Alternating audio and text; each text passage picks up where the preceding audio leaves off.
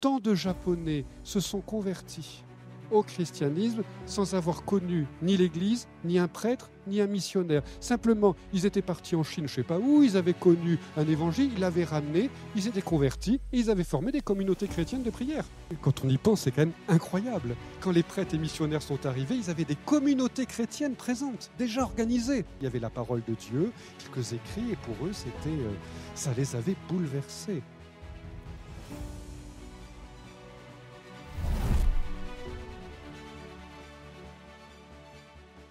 Alors, on va entendre Augustin. Le mieux, c'est de commencer par entendre Augustin dans sa langue, qui était le latin, les premiers mots des confessions. Cet ouvrage, il l'a écrit pour des amis, dans le but de les rallier à non pas son amitié, mais celle du Christ. Il l'a écrit autour de l'an 400. Alors imaginez Augustin vers 386, 387. Il est en Afrique du Nord. Il est à son scriptorium. Il prend la plume, de l'encre et il écrit les premiers mots qui sont deux extraits de psaumes.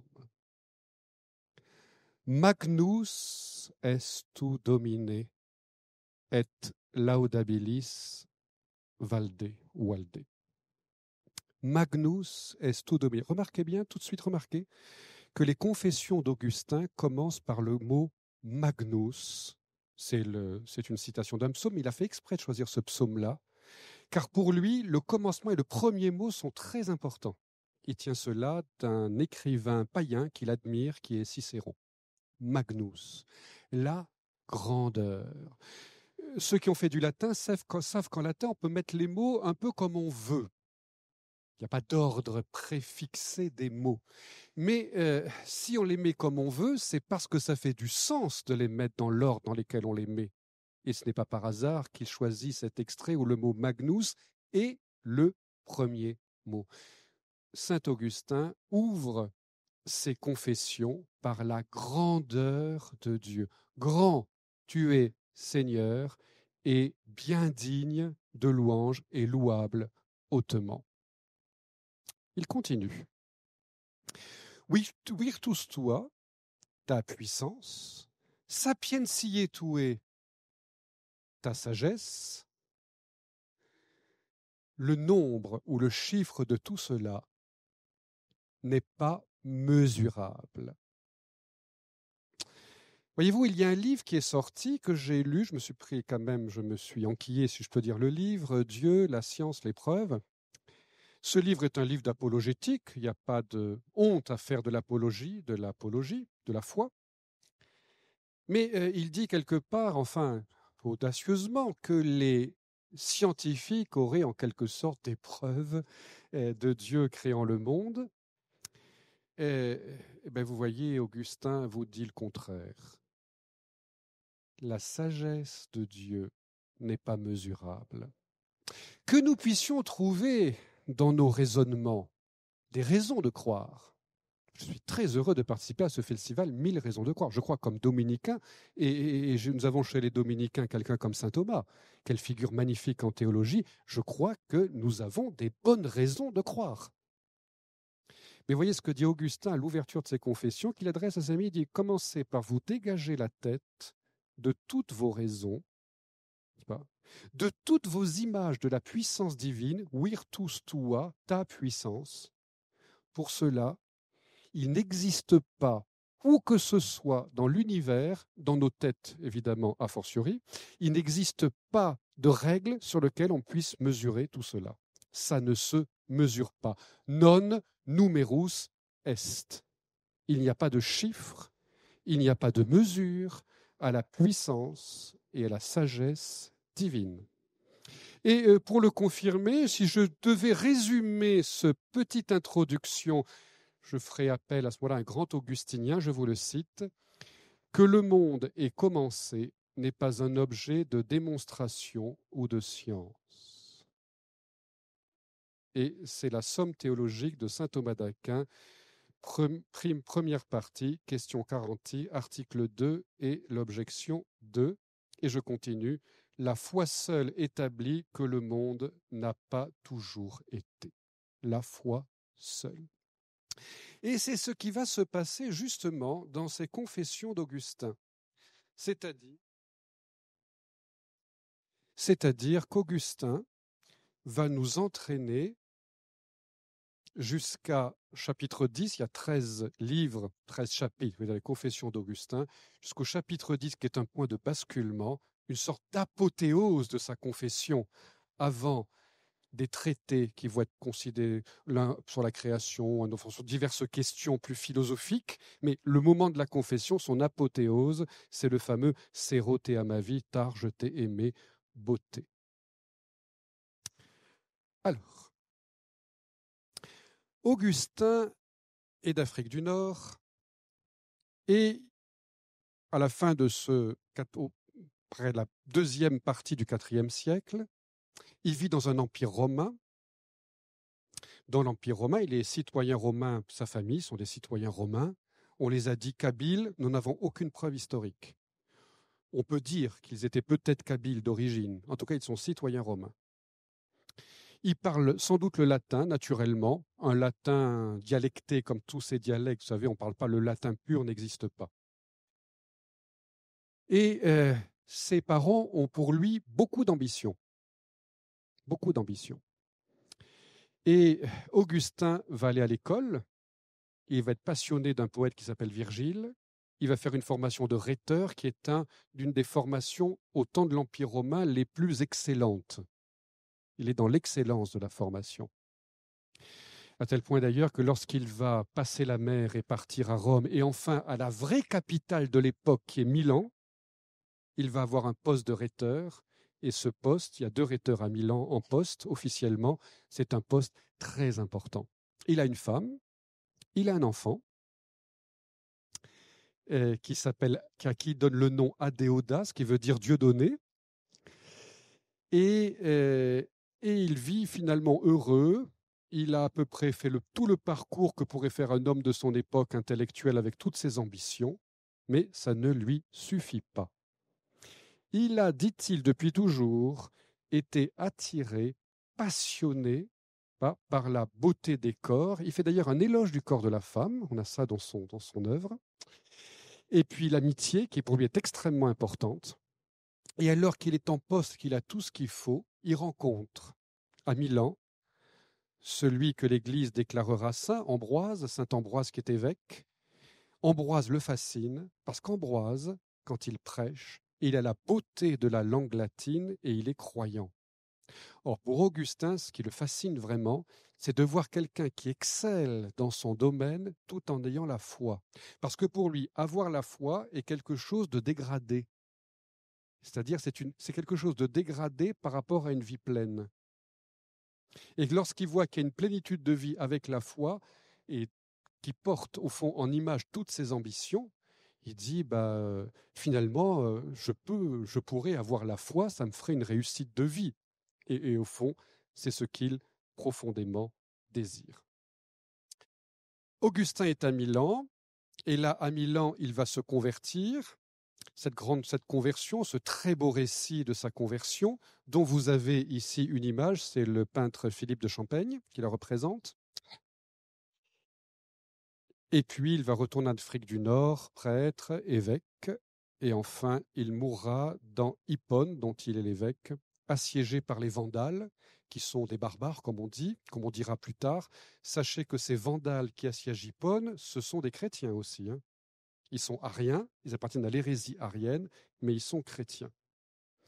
Petit mot sur l'hérésie arienne, il fut un temps de l'histoire de l'Église où les ariens, l'hérésie arienne, peut-être représentaient 90% des gens qui se disaient chrétiens. Et donc il s'en est fallu de peu que les chrétiens, nous soyons tous ariens. Et c'est grâce à des gens comme Athanase d'Alexandrie ou à sa manière Saint-Augustin ou d'autres défenseurs de la foi que nous avons tenu bon pour cette foi-là, qui est cette absolue, au fond, de tenir absolument à la fois l'humanité et la divinité du Christ. Est-ce que ça va jusque-là? Ça va, on peut continuer? Bon, très bien. Alors, la beauté.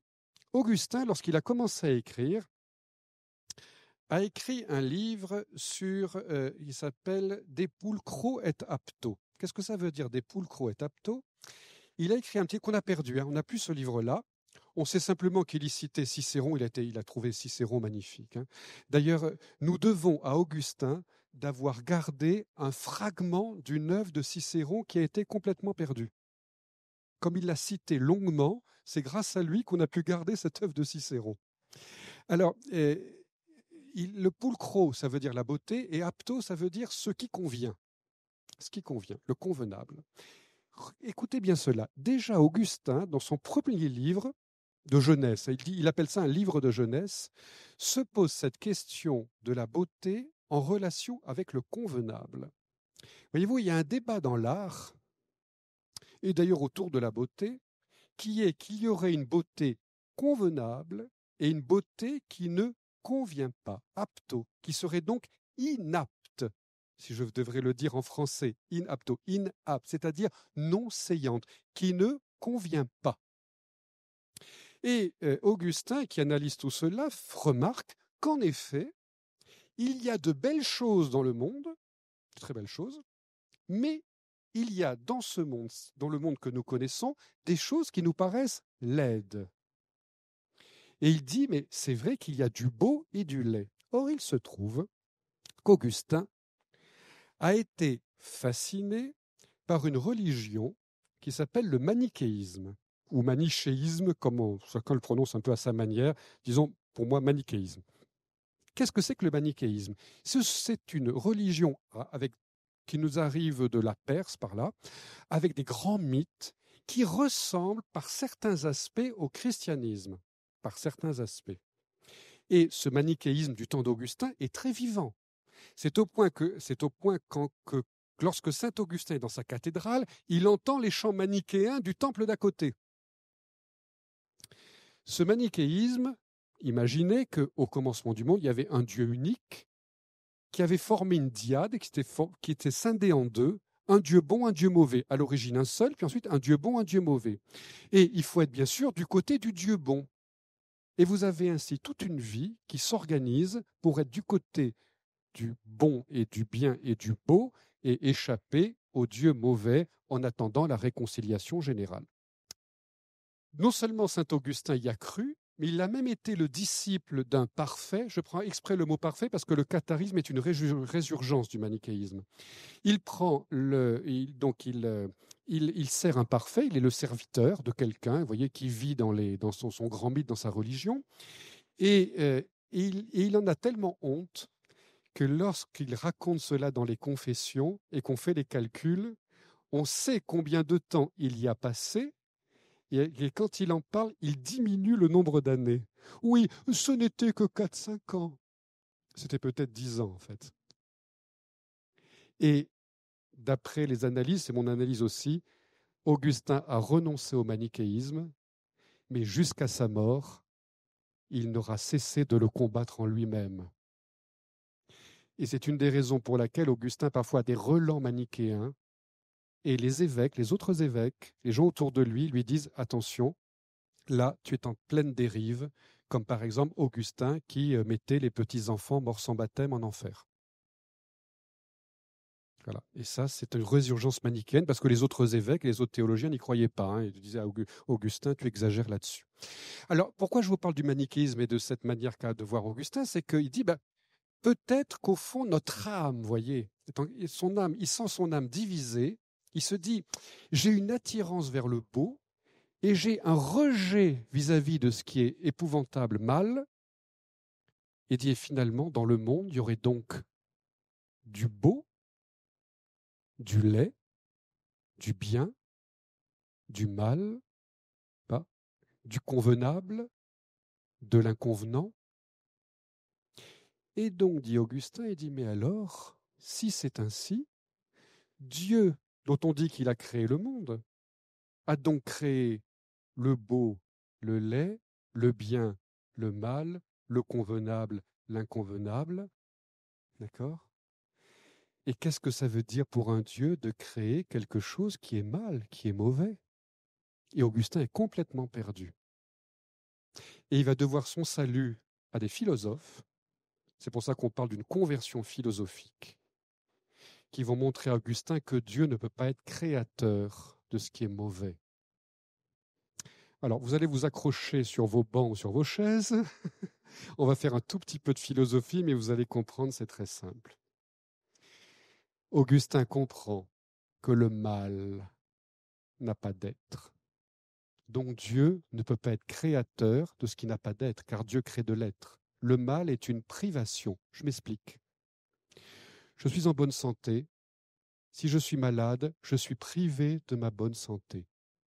Je suis donc malade, parce que je devrais être en bonne santé. Cette privation est un mal. Je devrais avoir un bras, j'ai qu'un bras, je devrais en avoir deux, je suis privé d'un bras, c'est un mal. C'est une privation. Pourquoi y a-t-il du mal dans le monde? C'est un mystère. Saint Augustin va s'y affronter, y réfléchir. Mais Dieu ne veut pas créer une privation, pas créer quelque chose qui est vide, qui est un néant, qui est un non-être, une absence. Dieu ne crée pas une absence. Mais dans ce que Dieu a créé, il y a de l'absence, il y a des choses qui manquent. Et des choses dont on est privé, dont le monde est privé dans sa perfection, c'est donc mauvais. Mais cela, donc Dieu n'a pas pu le créer, puisque Dieu ne crée que de l'être. Et cela nous permet de rebondir sur la beauté. Est-ce que ça va jusque-là? Je n'ai pas trop été... Ça va? C'est vrai de rebondir sur la beauté, c'est que dans pulchrum, qui est le beau en latin, Augustin comprend, eh bien, il va appeler Dieu pulchritudo, c'est-à-dire la beauté, ça va être un des noms de Dieu chez Augustin, mais Augustin comprend que dans toute réalité créée, il y a manifestation de la beauté. Là où il y a l'être, il y a le beau, il y a le bien. On le doit à saint Augustin, en tout cas de l'avoir approfondi. Évidemment, c'est repris par saint Thomas d'une manière encore plus amplifiée. Et donc, Augustin revient au lait. Je vois des choses laides, dit Augustin, mais elles ne sont laides que par le regard que j'en ai. Car en effet, pour Augustin, il n'y a d'autre laideur fondamentale que le péché.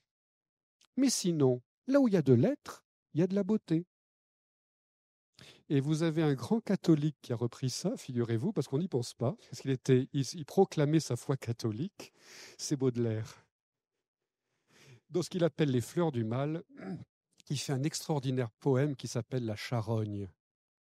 C'est un poème terrifiant, et il est pourtant d'une très grande beauté, car pour quelqu'un comme Augustin ou pour quelqu'un comme Baudelaire, ce que nous appelons, nous, le répugnant, comme trace de la mort, évidemment que c'est normal que ça soit répugnant, mais du point de vue de la réalité elle-même, nous pouvons le contempler comme quelque chose de beau.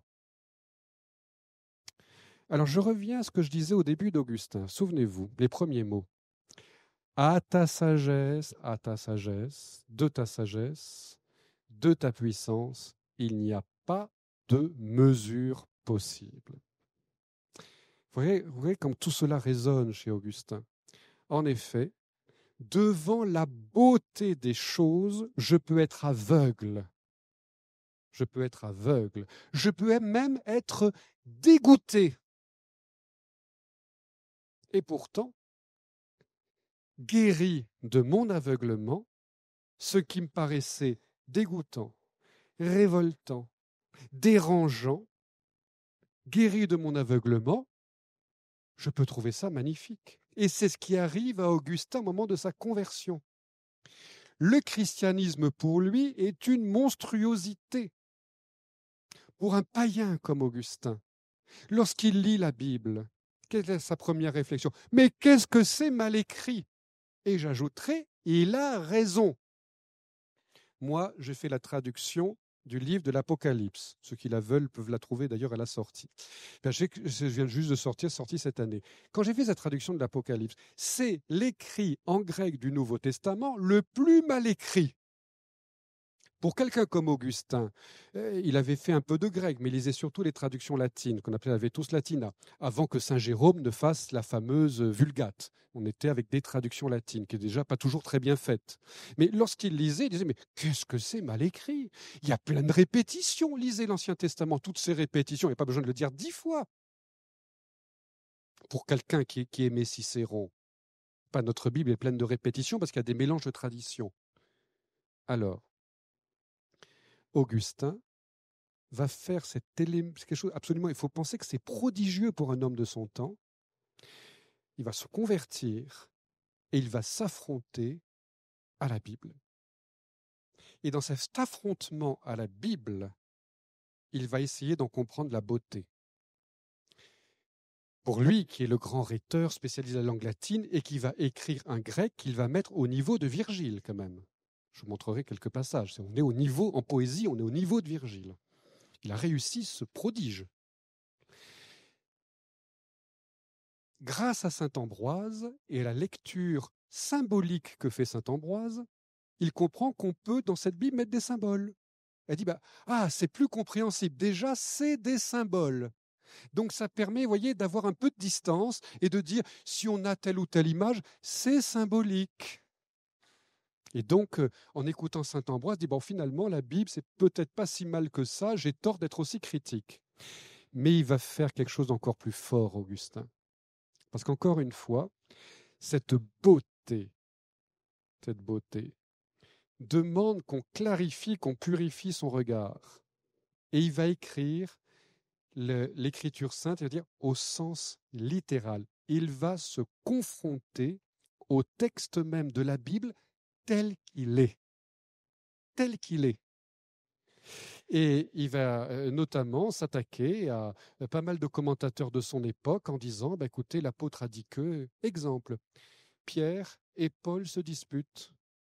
Que dit un commentateur comme Saint Jérôme? Dit oui, mais en fait, cette dispute, ils l'ont jouée. Réponse d'Augustin, l'Écriture dit qu'ils sont disputés. Ça te plaît peut-être pas, mais ils se sont disputés. Ils se confrontent à la réalité des choses comme elles sont dites.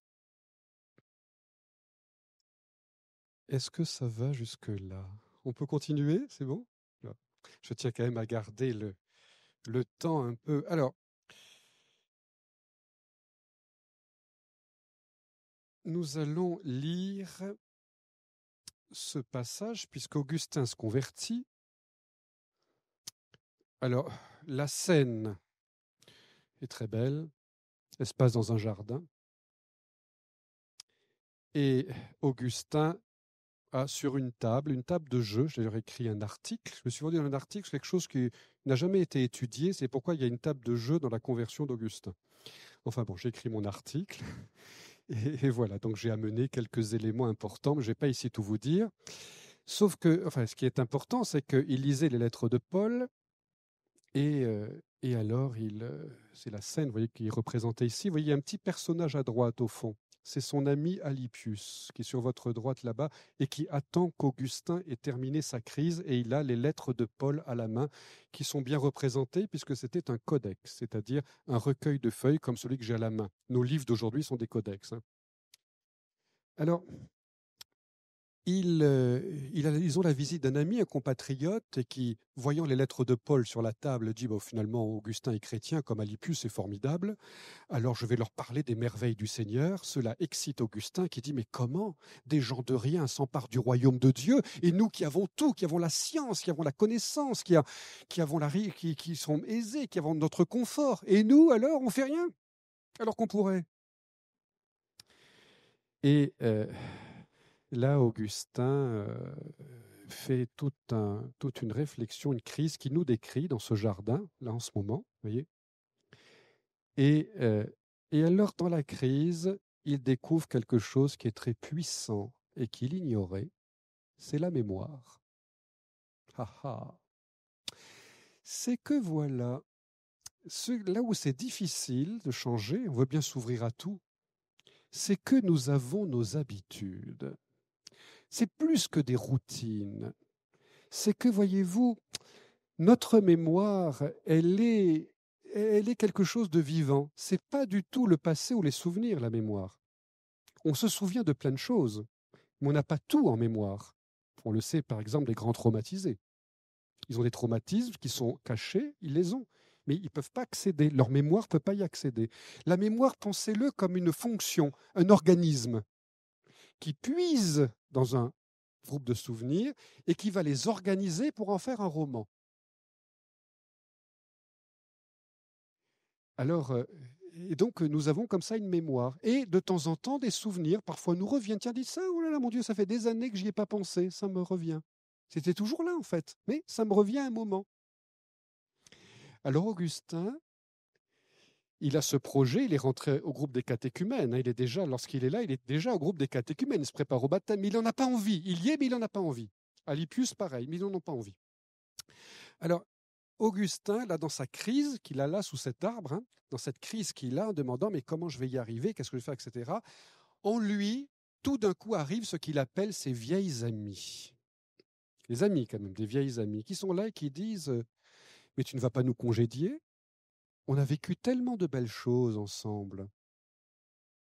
Si je prenais un exemple dans l'art, vous savez que nous avons dans nos églises un truc incroyable, ce sont des Christ, donc des hommes quasiment nus, les bras écartés, sur une espèce de chose qu'on appelle une croix.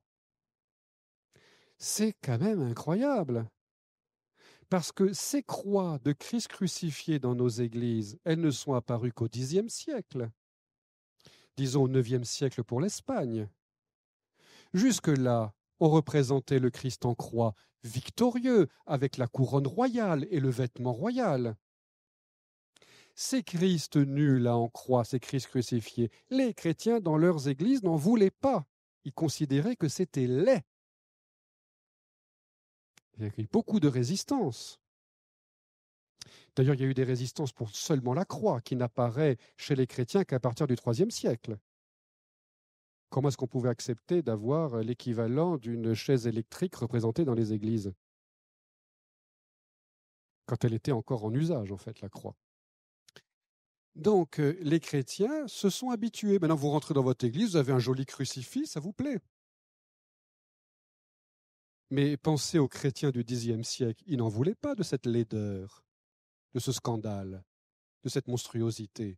Parce que le Christ, et ce n'est pas l'échec, hein, c'est la victoire.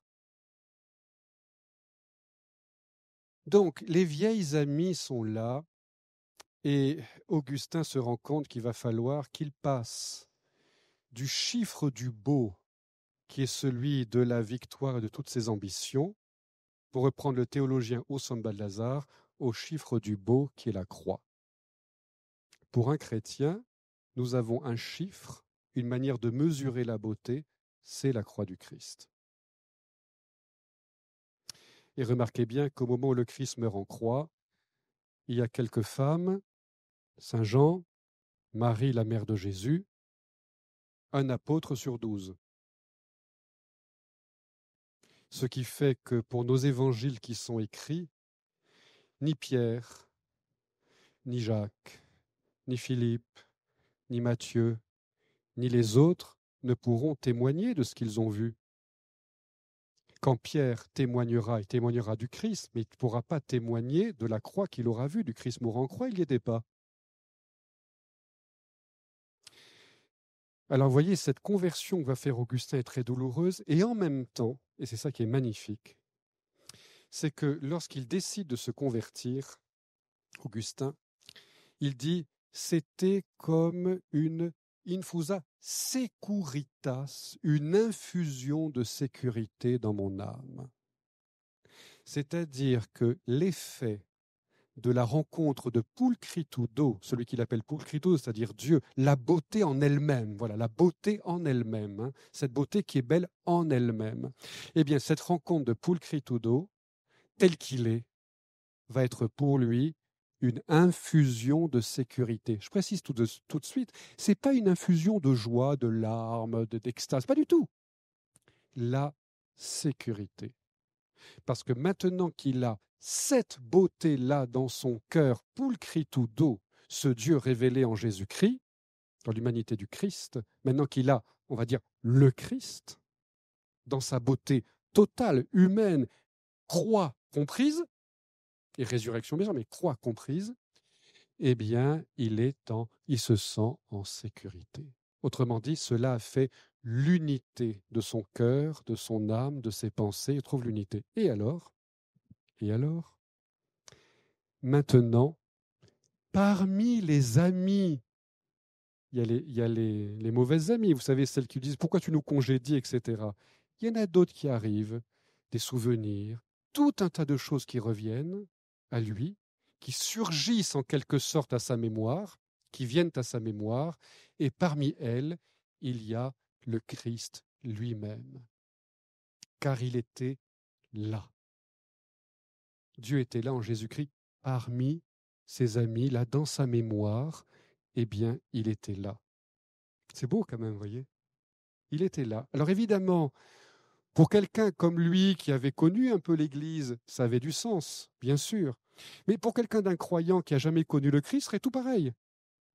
Regardez comment, je crois que c'est au Japon, tant de Japonais se sont convertis au christianisme sans avoir connu ni l'Église, ni un prêtre, ni un missionnaire. Simplement, ils étaient partis en Chine, je ne sais pas où, ils avaient connu un évangile, ils l'avaient ramené, ils étaient convertis et ils avaient formé des communautés chrétiennes de prière.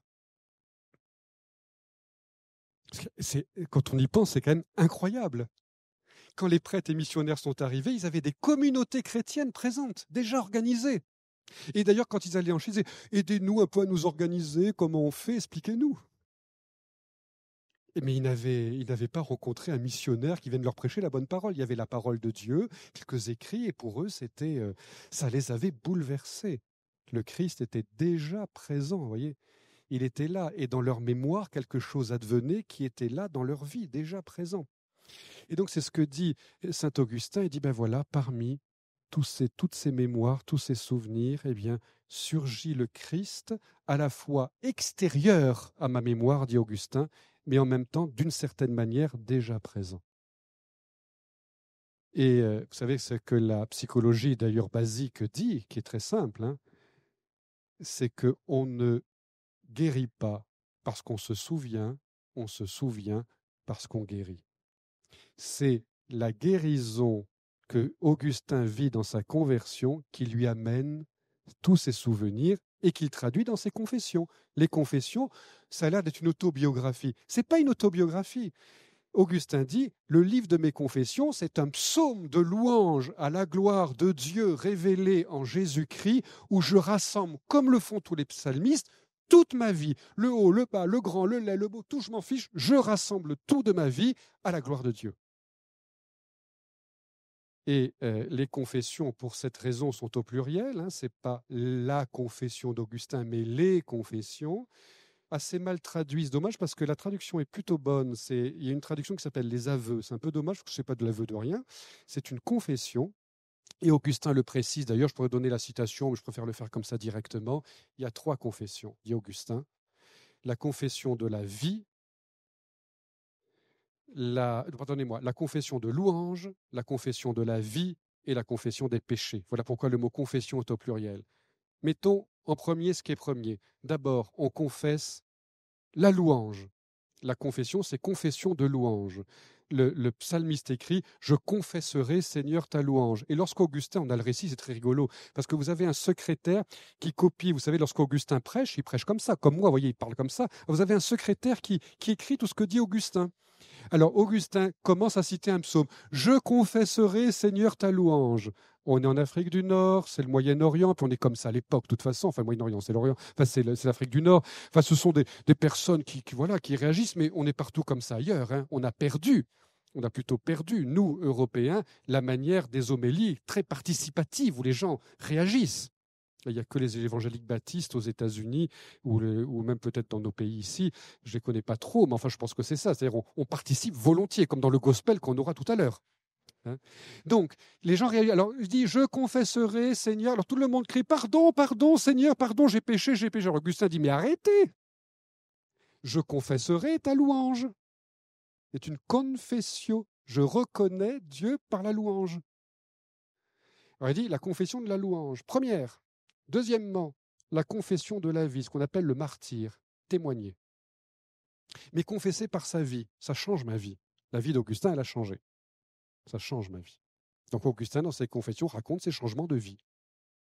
Voilà, comment sa vie a changé. Alors, il a changé en philosophie, et tous les changements de vie sont autant de manières de proclamer quelque chose de sa vie, et puis de proclamer la gloire de Dieu, encore une fois, par la vie. Et la troisième chose, c'est la confession des péchés. Ce qui fait que lorsqu'on va à ce qu'on appelait autrefois la confession, et qu'à mon avis, on devrait toujours appeler la confession, parce que c'est un mot magnifique, parce que quand on va se confesser, on va pour confesser la louange de Dieu. Ensuite, on va pour confesser sa vie, engagée à la suite du Christ. Et en troisième temps, c'est pas le troisième temps qui est le moins important, hein, mais en troisième temps, chaque chose dans son ordre, on confesse ses péchés. Mais que ce soit les péchés ou la vie, ce n'est qu'une manière de proclamer la gloire de Dieu. Eh oui, Augustin, dans ses confessions, lorsqu'il raconte toutes ses fautes, ses péchés, c'est pour proclamer la gloire de Dieu. C'est un psaume. Nos confessions sont nos psaumes personnels, pour Augustin en tout cas. Voilà. Alors, nous arrivons à ce passage donc qui est tellement beau. C'est un poème magnifique. Et puis, il faudra bien que je conclue. Bon, ça va, une demi-heure. Alors. Sero te amavi, pulchritudo tam antiqua et tam nova sero te amavi. C'est un poème en fait. Alors on traduit, Sero. Bien tard je t'ai aimé. Pulchritudo, avec un P majuscule, hein, c'est le nom de Dieu. Pulchritudo, beauté. Tam antiqua, vous reconnaissez antique, hein, si antique, si ancienne, et tam nova, et si nouvelle. Sero te amavi, tard je t'ai aimé. Et voici, tu étais au-dedans et moi au-dehors, et là je te cherchais. Et sur ces jeux de mots d'Augustin qu'on va traduire, et inista formosa, et sur ces belles choses, quae fecisti, que tu as faites, de formis, irrebam, tout disgracieux, je me précipitais. Donc sur ces formosa, moi j'étais déformosa, j'étais déformé. Sur ces belles formes, si on voulait traduire pour garder le jeu de mots, et sur ces belles formes que tu as faites, tout déformé, je me précipitais. Voilà pour le petit jeu de mots. Il y en a beaucoup de jeux de mots chez Augustin. Alors, ce fameux Sero te amavi. Ah, figurez-vous que j'ai suivi ma formation sur Augustin avec Patrice Cambronne. C'est lui qui a fait la traduction et surtout les notes dans la Pléiade. Voilà. Donc j'ai fait quelques années avec lui. Alors, figurez-vous que j'ai eu 3 heures sur Sero, du Sero te amavi. Alors, je ne vais pas vous les donner, bien sûr, mais je vais vous rassembler l'essentiel. Sero, c'est tard. On ne peut pas traduire par trop tard. Sero, c'est le soir. Ça donne le mot soir, Sero. C'est le soir. Voyez-vous, le soir, c'est comme nous, c'est-à-dire le soleil se couche, c'est pas encore la nuit, il y a encore du temps. Il y a encore du temps, on y voit encore clair. C'est pas tout à fait l'heure bleue, il n'y a pas de soleil, mais il y a de la lumière. Donc on sait qu'on a encore le temps de faire des choses, et surtout à une époque où on n'a pas de lumière électrique. Donc le soir, ce sont les derniers moments où on peut encore faire quelque chose. Donc c'est tard, il est peut-être temps d'arranger ses affaires parce que bientôt il fera complètement noir, mais c'est pas trop tard. Alors ça peut être bien tard, ça peut être si tard, comme un regret. Alors si tard, c'est pas mal parce que j'aime bien le regret. Et Patrice Cambronne parle, en parlant de ce long poème, parce que c'est juste le début, il parle de la mélancolie de la beauté. Le poème de la mélancolie de la beauté. Mais moi, je vais vous dire ce que vous dit Augustin, au fond, dans ses confessions. Il dit la conversion, quand elle arrive, c'est toujours tard. On pourrait se convertir au sortir du ventre de sa mère, que ce serait encore tard. Parce que la conversion, quand elle arrive au présent, elle nous découvre un passé, elle nous ouvre un avenir, mais le peu de temps passé, même si c'est une demi-seconde, un centième ou un millième de seconde, c'est déjà trop. Vous voyez, vous comprenez ce que je veux dire? Donc, si on se convertit à 80 ou 90 ans, on va dire, oh là là, tard je t'ai aimé. Mais on se convertit à 7-8 ans, tard je t'ai aimé. C'est déjà 6-7 ans de perdu. Alors, elles ne sont pas perdues, ces années-là. C'est ça que dit aussi Augustin. Mais que parfois le temps semble long pour arriver à ce moment-là.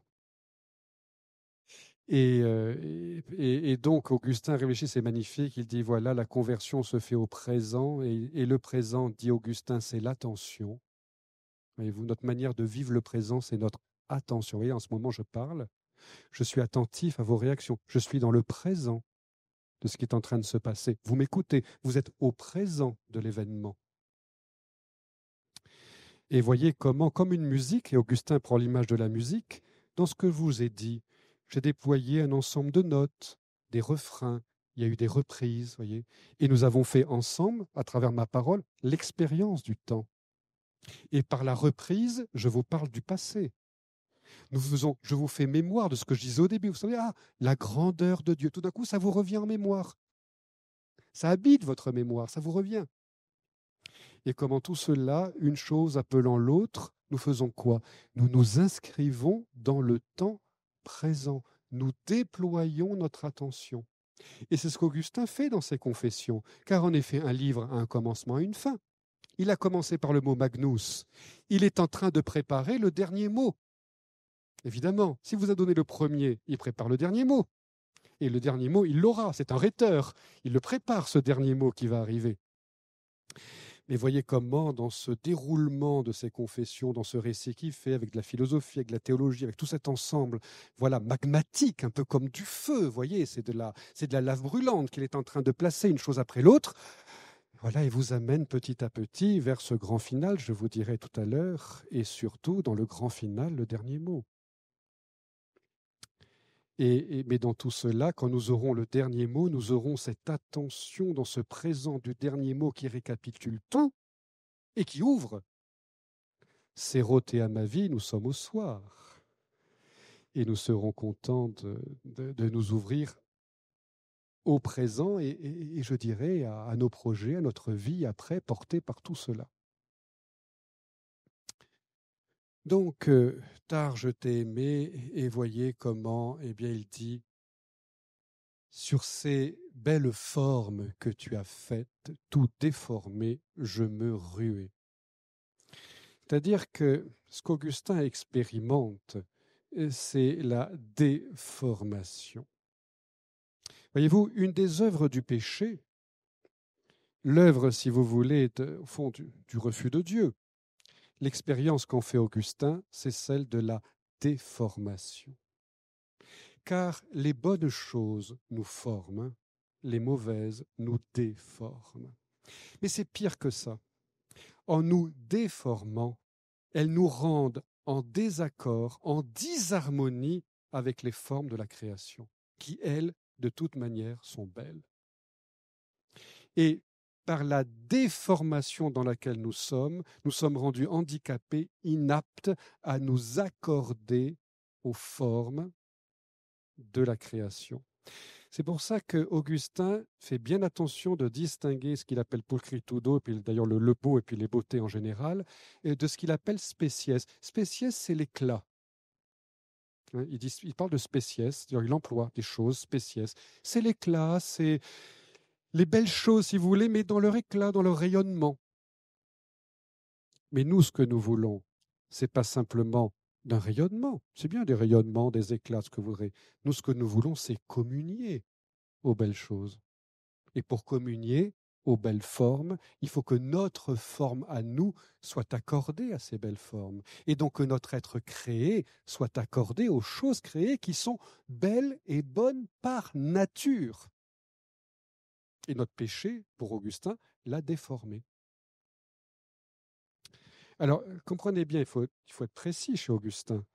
Cette déformation, ce n'est pas le handicap ou les blessures psychologiques. Tout ça fait partie de notre être. Et de tout cela, c'est bien que nous fassions des progrès, que nous soyons mieux dans la vie, tout ce qu'on voudra. Mais par nature, tout cela n'est pas entaché si vous voulez, d'une laideur. Mais il y a cette laideur qui est la déformation, je dirais, alors il y a différentes raisons qu'Augustin porte et qu'il a dans sa vie, qu'il a dans sa vie, notamment son ambition, et qu'il aura d'ailleurs un peu toute sa vie, c'est un peu ça, je dirais. Une de ses Défaut, on mettrait ça entre guillemets. Et d'ailleurs, il y en a un qui le reconnaît, c'est saint Jérôme. Il écrit à saint Augustin, « Finalement, tu n'es qu'un petit ambitieux. » Pas très gentil. Et Augustin lui répond, « Oui, tu es sans doute un peu excessif. » Parce qu'il sait que saint Jérôme vaut mieux le caresser dans le sens du poil. Voilà, ça fait partie des choses d'ailleurs très humoristiques. J'ai donné une conférence sur les lettres échangées entre Saint Jérôme et Augustin. C'est extrêmement drôle. Généralement, on ne termine pas sur un fou rire, mais on n'est pas loin quand même. On n'est pas loin. Saint Jérôme est un personnage colérique, c'est un personnage étonnant. Enfin, il nous a donné la Vulgate, donc on lui pardonne beaucoup de choses. La sainteté n'empêche pas le mauvais caractère. Hein.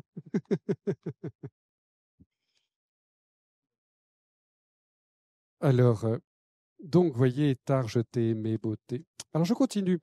Tu étais avec moi et je n'étais pas avec toi. Elle me retenait loin de toi ces choses qui pourtant, si elles n'étaient pas en toi, ne seraient pas. Voyez, écoutez bien ceci, c'est magnifique, c'est très très beau. Écoutez, je vais vous le relire. Voyez, elle me retenait loin de toi ces choses qui, si elles n'étaient pas en toi, ne seraient pas. Ce qui me retient loin de toi, ce sont des choses créées qui en fait sont bonnes. Elles devraient être bonnes. Mais pour moi, elles me retiennent loin de toi.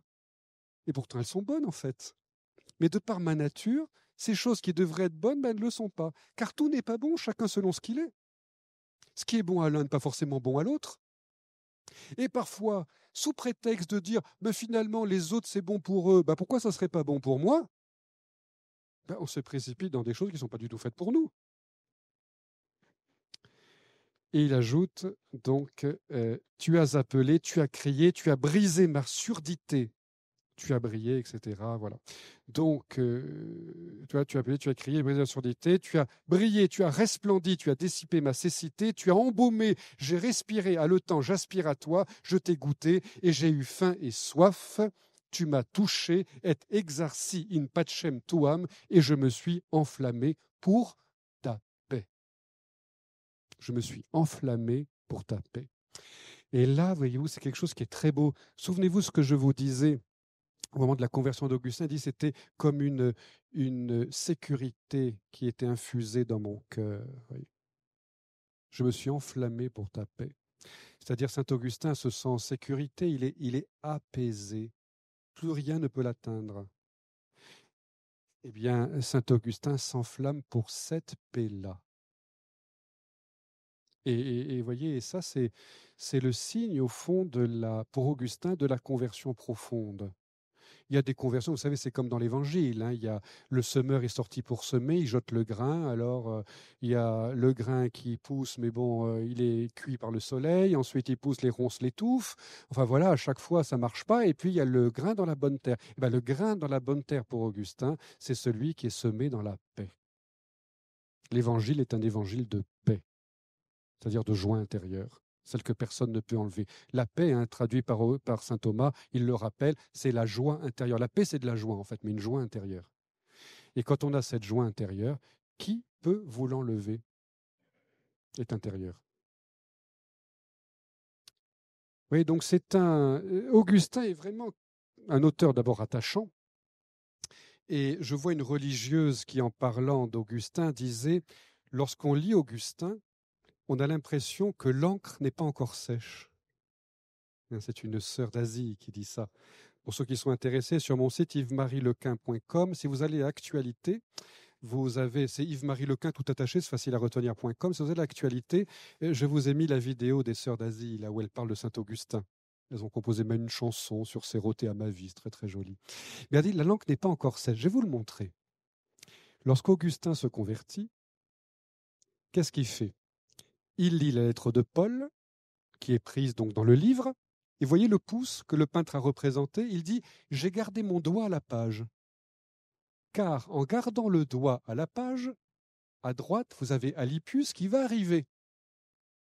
Parce qu'il s'est, dit-il, tenu à distance. Et il va dire à Augustin, montre-moi ce que tu as lu. Alors Augustin avait lu, assez d'impudicité, d'idolâtrie, mais revêtez-vous du Seigneur Jésus-Christ. Assez de convoitises et ne cherchez pas toutes ces convoitises, revêtez-vous du Seigneur Jésus-Christ.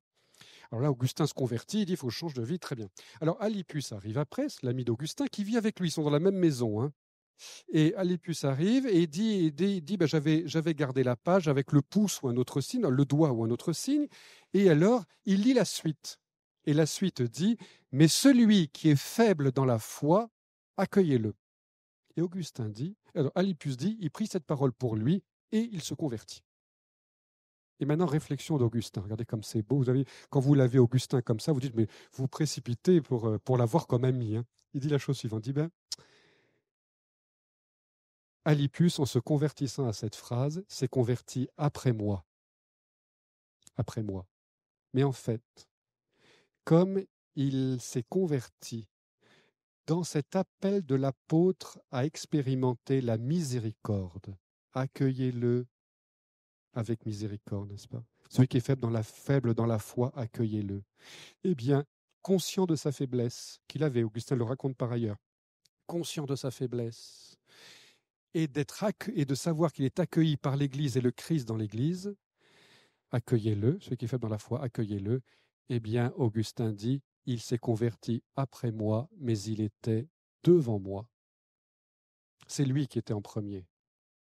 Parce que moi, je me suis converti sur un appel fort à la conversion, mais lui, il s'est laissé accueillir par la miséricorde.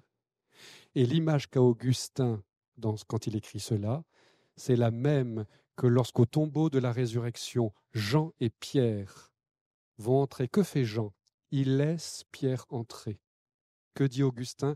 Alypius me laissa seul. Ce sont les mêmes mots. Alypius me laissa seul dans mon trouble et dans ma manière d'arriver à me convertir dans la crise qu'il avait là sous là, à distance. Au tombeau, Jean laisse entrer Pierre. Pierre rentre, voit les linges à part, voit que le corps n'est plus là. Et qu'est-ce qu'on dit de Jean? À ce moment-là, l'apôtre, Jean, donc le disciple que Jésus aimait, entra, il vit et il crut. Jean a précédé Pierre alors que Pierre est rentré le premier au tombeau. Il a précédé Pierre dans la foi. Le premier à croire, avant Pierre, c'est Jean. Et c'est ce que dit Augustin. Celui qui est faible dans la foi, accueillez-le. Il a compris que dans l'Église, nous sommes accueillis comme nous sommes, voilà, avec la miséricorde, avec l'accueil, les bras ouverts. Et bien, celui qui est accueilli comme ça, il précède tout le monde. C'est lui qui a la première place. Et même s'il arrive après tous les autres, il est à la première place. Même s'il arrive après tout le monde. Et comme dit Jésus dans l'Évangile, tu es invité à un festin, prends la dernière place. Et tu auras l'honneur que le maître de la maison te dise, mon ami, monte plus haut. Et c'est ce qui arrive avec l'ami d'Alypius. Donc, vous voyez, il y a une extraordinaire grandeur chez Augustin, on ne peut pas le dire. On ne peut pas dire autrement.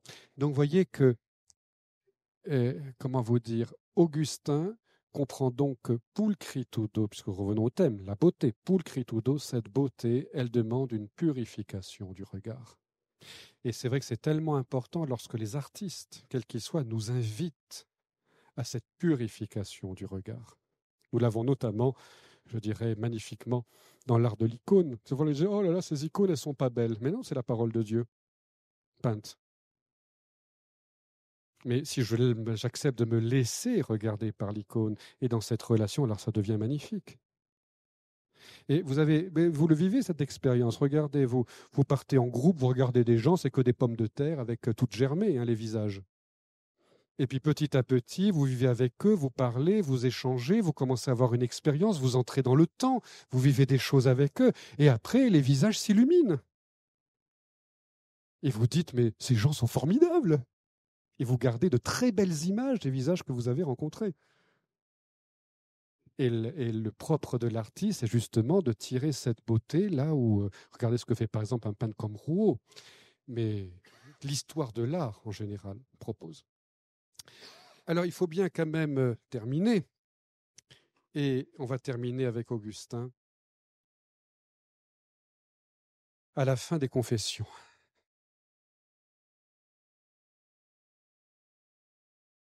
Alors, et nous, en un temps, nous fûmes poussés à faire le bien, après que notre cœur l'eût conçu de ton esprit. Tandis qu'avec ce temps, c'est à faire le mal que nous étions poussés quand nous t'abandonnions. Mais toi, Dieu unique, Dieu bon, jamais tu n'as cessé de faire le bien et de mettre de la beauté dans le monde, évidemment. Et quelques-unes de mes œuvres sont bonnes, par ta grâce, il est vrai, mais non pas éternelles. Après elles, nous espérons nous reposer dans ta sublime sainteté. Mais toi, bien qui n'a besoin d'aucun bien, tu es toujours dans le repos, parce que ton repos, c'est toi-même. Ce n'est pas le repos des cimetières, le repos de Dieu. C'est le repos du 7e jour, mais c'est la plénitude de Dieu revenant à lui-même, l'amour de Dieu revenant à lui-même dans la Trinité. C'est ça le repos. Alors, dernier mot d'Augustin. Regardez comme il est habile, cet Augustin. Il est fort quand même. Et l'intelligence de tout cela, qui parmi les hommes pourra le donner à l'homme? Vous voyez ce que je vous disais au début de la science, tes sagesses, on ne peut pas mesurer tes sagesses. On peut en donner des raisons, mais on ne peut pas les mesurer. On ne peut pas mesurer, on ne peut pas nombrer tout ça. Donc, cela, qui parmi les hommes pourra la donner à l'homme? Qui ça? Quel ange à l'ange? Même un ange ne peut pas. Même un ange, il ne peut pas. L'ange n'a même pas de quoi mesurer la grandeur de Dieu. Il n'en sait rien. Quel ange à l'homme et quel ange à l'homme? Donc si un ange peut le faire à un autre ange, alors bien sûr qu'un ange ne pourra pas le faire à un homme. Il n'y a pas un ange qui va arriver pour vous dire, tu sais les secrets de Dieu, les machins, on va tout. Non, je sais pas, on ne comprend pas. Alors, dit Augustin, comment faire? Eh bien, qu'on te demande à toi, que l'on cherche en toi, que l'on frappe chez toi. Ah oui. Vous voulez savoir les mystères de Dieu? Demandez-les à Dieu. Et puis nous avons quelqu'un qui peut nous parler de la part de Dieu, qui est le grand médiateur de Dieu, et qui est le Christ. Il nous parle. Que l'on frappe chez toi. Ainsi, l'on recevra. Alors voilà, c'est le rythme de la phrase latine d'Augustin. Sic accipietur, sic invenietur, sic aperietur. Vous avez remarqué que invenietur a donné le mot français invention qui veut dire découvrir en latin. C'est pour ça qu'on parle de l'invention des martyrs, du corps des martyrs. Ça veut dire inventer, ça veut dire trouver, et en même temps, ça peut être aussi inventé, créé, mais c'est aussi trouver. Donc je reprends. Sic accipietur. Ainsi, l'on recevra. Sic invenietur. Ainsi, l'on trouvera. Sic aperietur. Ainsi, on ouvrira.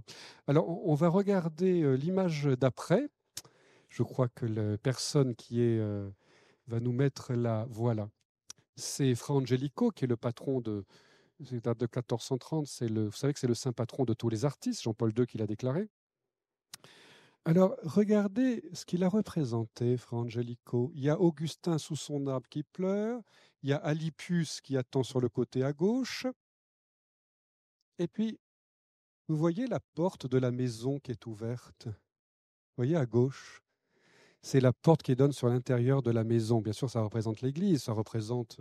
Et vous avez cette porte ouverte, car le dernier mot qu'a choisi Augustin pour ses confessions, il a commencé par la grandeur, il termine par aperietur, et aperietur, ça veut dire exactement la porte sera ouverte.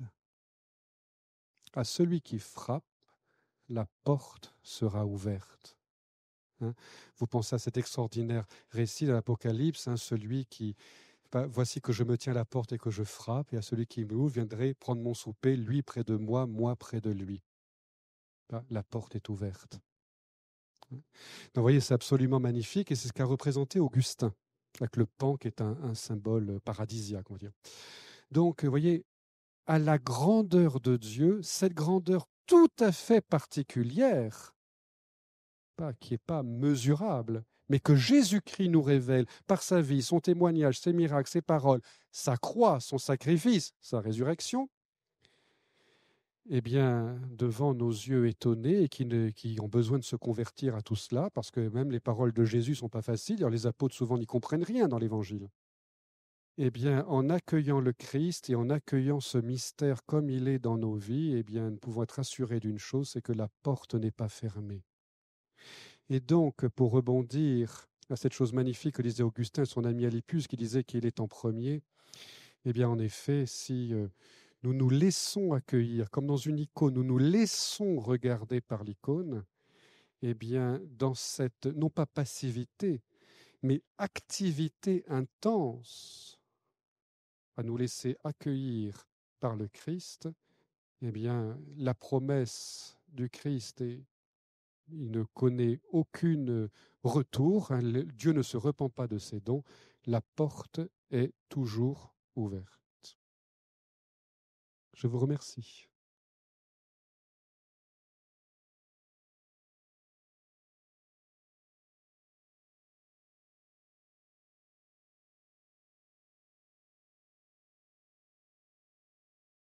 Il y a quelques questions possibles.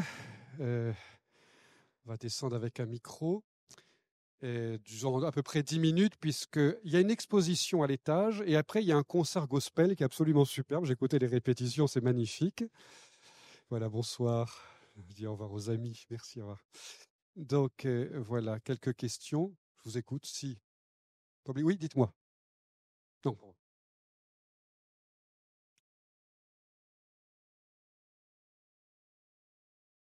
Oui.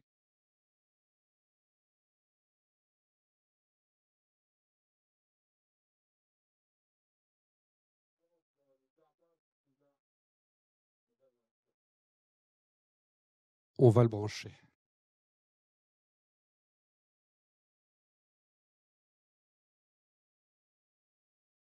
Si c'est allumé, oui.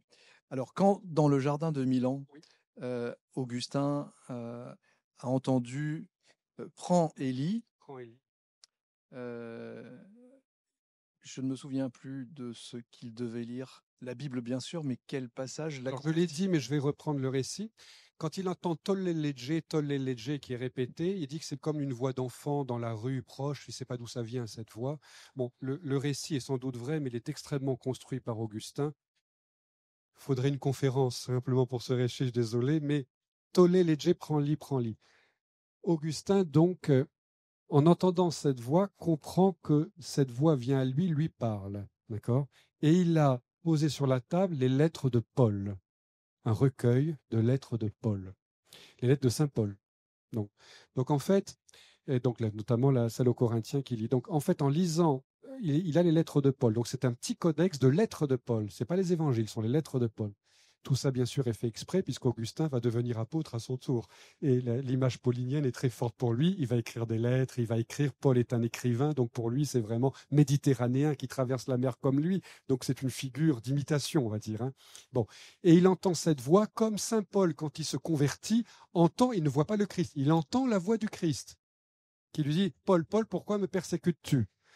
Augustin, lui, entend une voix qui fait, prends lit, qui pourrait être une comptine d'enfant, on ne connaît pas trop, mais enfin, il entend cette voix-là. Donc, il est calé de manière parallèle avec la vie de Paul, en fait. Et donc, il va faire un acte de Mancie. Pourquoi cet acte de Mancie est important? Parce que, souvenez-vous, le 12e apôtre a été choisi en tirant au hasard, parce que Judas était mort. Donc, lui va ouvrir la parole de Dieu au hasard et ainsi être choisi comme le 12e apôtre. Vous voyez comment Augustin construit son texte. Tout est vrai, parce que dans l'esprit cicéronien, de la tradition cicéronienne d'Augustin, on ne peut pas raconter quelque chose qui est faux, mais ça doit être raconté de manière à ce que la vérité soit exprimée comme on exprime un fruit ou un citron, vous voyez, au maximum. Donc c'est très bien construit, c'est magnifique. Voilà. Et donc la lettre de Paul, donc où il va arrêter l'impudicité et l'idolâtrie, et après la suite que lit Alypius. Voilà. Augustin est c'est pour ça que je suis très heureux de faire la conférence ici. Vous savez, le CUM a été voulu par Paul Valéry, que ce soit un lieu universitaire. Donc, c'est aussi montrer la beauté de ces textes et leur richesse. Hein. Augustin, c'est notamment les Confessions, c'est un patrimoine mondial en littérature. C'est partie des plus grandes œuvres littéraires qu'on ait. Hein. C'est en latin, c'est chrétien, c'est moins accessible à beaucoup de nos contemporains, mais il n'empêche que c'est très, très beau. Très, très beau. Je vous assure qu'il y a des passages, notamment le passage qu'a écrit Augustin pour décrire le deuil qu'il a après la mort de son ami, sont parmi les plus belles pages qu'on ait écrites sur la mort de quelqu'un de proche, dans le sentiment qu'il décrit. C'est assez même hallucinant. Ces gens qui ont fait une lecture, les gens en ressortent en disant, tu connais ce passage sur la mort de la mort de l'ami, c'est très très beau. Et alors, juste pour vous dire cela, dans l'esprit d'Augustin, on va continuer, c'est que cette mort de l'ami pour Augustin, il écrit, mais c'est magnifique, d'humanité, il est bouleversé, il vous décrit tous les sentiments, il dit comme ça, je cherchais son corps, je ne le trouvais plus, enfin c'est extraordinaire, extraordinaire. Mais tout ça pour aller où? Pour dire oui, je vis ce drame, etc. Chrétien, je le vivrai de la même manière, mais je le vivrai comme chrétien. C'est ça qui, je trouve, très puissant chez Augustin. Augustin ne dit pas que comme chrétien, je vais vivre le deuil différemment, ni même que je vais peut-être mieux le vivre, mais je vais le vivre comme chrétien.